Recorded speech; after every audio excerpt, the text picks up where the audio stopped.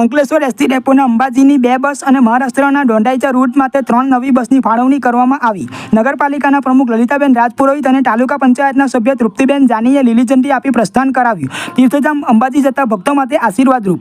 Ankleshwar ST ડેપોને તીર્થધામ અંબાજીની 2 અને મહારાષ્ટ્રના દોંડાઈચા route માટે 3 નવી બસોની ફાળવણી કરવામાં આવતા આજરોજ નગરપાલિકાના પ્રમુખ લલિતાબેન રાજપુરોહિત અને તાલુકા પંચાયતના સભ્ય તૃપ્તિબેન જાની અને ડેપો મેનેજર જગદીશ ગાવિતે લીલી ઝંડી આપી 3 બસનું પ્રસ્થાન કરાવ્યું હતું. ગુજરાત રાજ્ય માર્ગ વાહન વ્યવહાર નિગમ દ્વારા અંકલેશ્વર એસટી ડેપોને 3 રૂટ માટે 3 બસની ફાળવણી કરવામાં આવી છે. અંકલેશ્વર ડેપોમાંથી અંકલેશ્વર અંબાજી, અંબાજી અંકલેશ્વર અને મહારાષ્ટ્રના દોંડાઈચા સુધીના રૂટનો સમાવેશ કરવામાં આવ્યો છે. અંકલેશ્વર ડેપોથી અંબાજી જતી બસ ઝઘડિયા, રાજપારડી, ઉમરલા થઈ પોર તેમજ વડોદરાથી અંબાજી પહોંચશે. જ્યારે અંબાજીથી સાંજે ઉપડી વડોદરા થઈ સીધી ભરૂચથી અંકલેશ્વર ડેપો પરત આવશે. ત્યારે તીર્થધામ અંબાજી જતા શ્રદ્ધાળુઓ માટે અંકલેશ્વર ડેપો દ્વારા સુવિધા ઊભી કરવામાં આવી છે.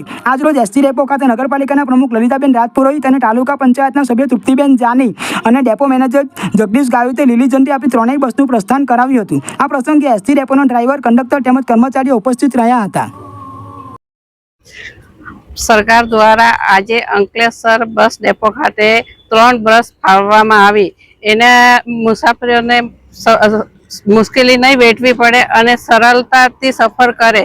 એને અંબાજી જવા માટે ભક્તોને પૂનમ ભરવા માટે અંબાજીની 2 બસ ફાળવવામાં આવી છે. ને એને માટે ભાવિ ભક્તોને માતાજીનો લાભ, દર્શન કરવાનો લાભ લેવામાં આવશે. આજ રોજ અંકલેશ્વર ડેપોને 3 નવી બસો ફાળવવામાં આવેલ છે, જેમાં અંકલેશ્વર અંબાજી, અંબાજી અંકલેશ્વર, અંકલેશ્વર દોંડાઈચા. ખાસ કરીને અંબાજી એક યાત્રાધામ છે હિન્દુ ધર્મનું.